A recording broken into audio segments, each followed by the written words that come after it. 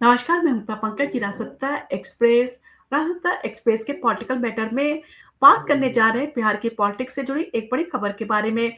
तो जब सम्राट चौधरी को बिहार का जो वो सीएम बनाया गया था, उस समय भारतीय जनता पार्टी ने एक सोची समझी रणनीति के तहत शपथ ग्रहण समारोह को जो है वो काफी सादगी के साथ आयोजित किया था। जिसके पीछे सबसे बड़ा कारण ये था कि सीएम नीतीश कुमार ने बिहार की सत्ता से इस्तीफा देकर राज्यसभा की सदस्यता को जब वो स्वीकार किया था। ऐसे में भारतीय जनता पार्टी जनता के बीच में जो है एक मैसेज देना चाहती थी कि वो जो है इस समारोह को काफी सादे तरीके से इसलिए आयोजित कर रही है क्योंकि वो जो है वो नीतीश कुमार के इस्तीफा देने से खुश नहीं है। उसने सीएम नीतीश कुमार की इच्छा का सम्मान करते हुए उन्हें जो है वो राज्यसभा की सदस्यता को जो है वो स्वीकार करने की अनुमति देते हुए उनका जो है इस्तीफा स्वीकार कर लिया है। और इन्हीं सारी चीजों के चलते भारतीय जनता पार्टी ने इस जो है वो नपे हुए कदम को जो है इस्तेमाल किया था। अब जब सम्राट चौधरी की कैबिनेट का जो वो विस्तार हुआ और इसके बाद में इन सारी चीजों को लेकर भारतीय जनता पार्टी ने काफी भव्य तरीके से इसका जो आयोजन किया।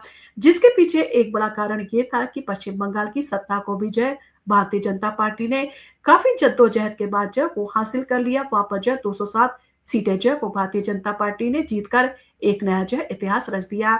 इसीलिए इन सारी चीजों को लेकर एक बड़ा जो वो मैसेज देते हुए भारतीय जनता पार्टी ने कैबिनेट विस्तार को काफी भव्य तरीके से बिहार के अंदर जो आयोजित किया।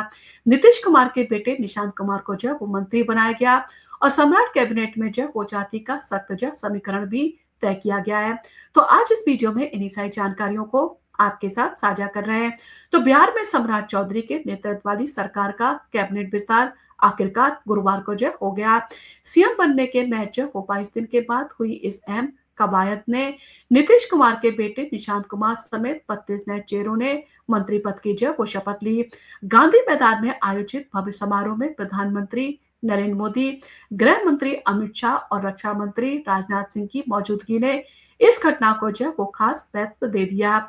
समान बिहारियों के लिए ये विस्तार जो वो सिर्फ मंत्रियों की सूची नहीं है, बल्कि आने वाले 5 साल की राजनीति और विकास की दिशा का संकेत है। रोजगार, शिक्षा, सड़क और सरकारी योजनाओं का लाभ सीधे सीधे जो है इस कैबिनेट की स्थिरता और संतुलन के ऊपर जो वो निर्भर करेगा, जिसको लेकर जनता को जो काफी इस सरकार से जो उम्मीदें भी नजर जो वो आ रही हैं। जातिगत समीकरण को समझें तो किस वर्ग को जो कितना हिस्सा मिला है, ये भी जो अपने आप में काफी महत्वपूर्ण हो जाता है। तो इस विस्तार में जातीय और सामाजिक संतुलन रखने का जो वो खास ध्यान रखा गया है। सीएम समेत कुल जो 8 मंत्री ओबीसी वर्ग से हैं। अग्रणी जातियों से 9 मंत्रियों को जो वो जगह दी गई है। वहीं पर अल्पसंख्यक समुदाय से सिर्फ जो एक जमा खान को जो वो मंत्रिमंडल के अंदर शामिल किया गया है।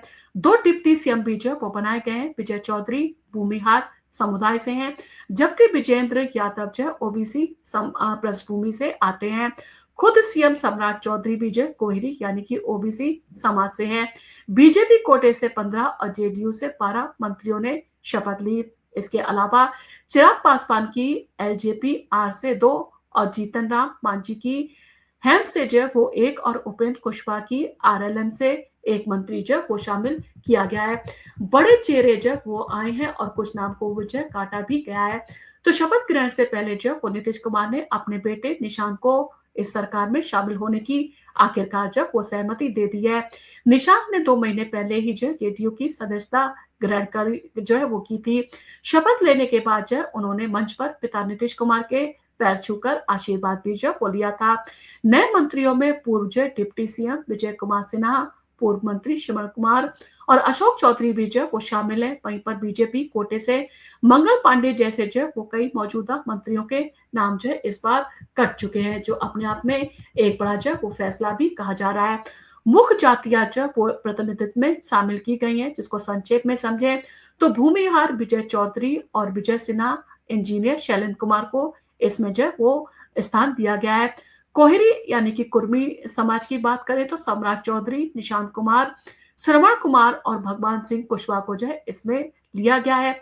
यादव समुदाय की बात करें तो विजेंद्र यादव और रामकृपाल यादव को इसमें जो है शामिल किया गया है।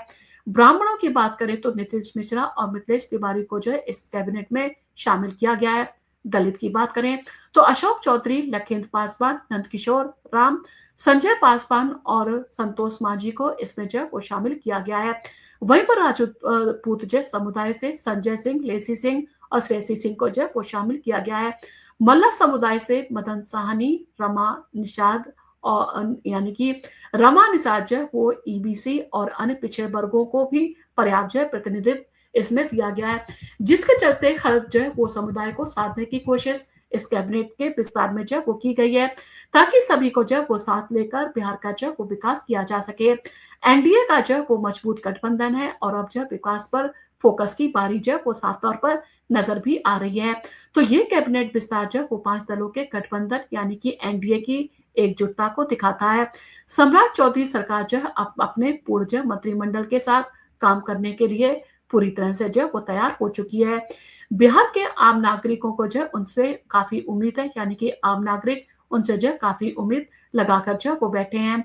जातिगत समीकरण के साथ साथ जो है अब विकास, रोजगार, कानून व्यवस्था जैसे जो है मुद्दों पर ठोस जो है वो काम किया जाएगा।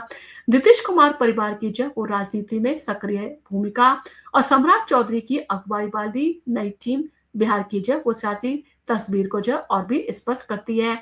अब देखना होगा कि ये संतुलन जो है वो यानी कि ये संतुलित कैबिनेट बिहार को जो है वो कितना आगे ले जा सकती है, क्योंकि इन सारी चीजों को लेकर भारतीय जनता पार्टी से काफी जो है वो विकास की उम्मीदें लगाई जा रही हैं।